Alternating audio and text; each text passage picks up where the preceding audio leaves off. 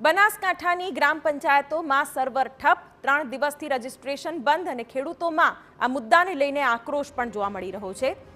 સરકાર દ્વારા ટેકાના ભાવની ખરીદીમાં ફરી ધાંધિયા સામે આવ્યા છે। સરકારે ટેકાના ભાવે રાયડાની ખરીદીની જાહેરાત તો કરી દીધી છે, પરંતુ બનાસકાંઠાના ખેડૂતો અટવાયા છે, કારણ કે સર્વર બંધ હોવાથી છેલ્લા 3 દિવસથી રાયડાની ખરીદી માટેનું રજીસ્ટ્રેશન થઈ શકતું નથી, જેના કારણે ખેડૂતોમાં ભારે રોષ જોવા મળી રહ્યો છે। ખેડૂતોનો સવાલ છે કે પાક તૈયાર કરીએ કે અહીંયા ધક્કા ખાઈએ।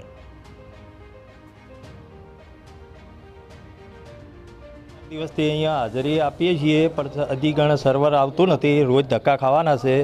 હવે ખેતીમાં કામ કરવું કે અહીંયા ધક્કા જ ખાવાના, એટલે સરકારને અમને વિનંતી છે કે જેમ બને એમ નોંધણી જલ્દી ચાલુ કરાવે, એ જ અમારી નમ્ર વિનંતી છે। દરરોજ ખેડૂતો ગ્રામ પંચાયતના ધક્કા ખાય છે અને લાઇનમાં ઊભા રહે છે, અને રજીસ્ટ્રેશનની મુદત પણ ઓછી હોવાથી ખેડૂતો મુશ્કેલીમાં મુકાયા છે।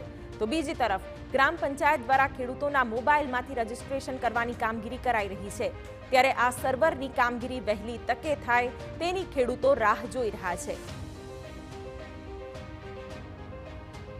ની અંદર નોંધણી કરાવવાની છે અને સર્વર ડાઉન છે, કોઈ નોંધણી થતી નથી અને ખેડૂતો ખૂબ હેરાન થઈ રહ્યા છે। અમે 3 દિવસથી લાઇનમાં ઊભા રહીએ છીએ। હવે ઘરે રાયડો કાપવો કે અહીંયા નોંધણી કરાવવા માટે લાઇનમાં રહેવું, એ જ સમજ પડતી નથી।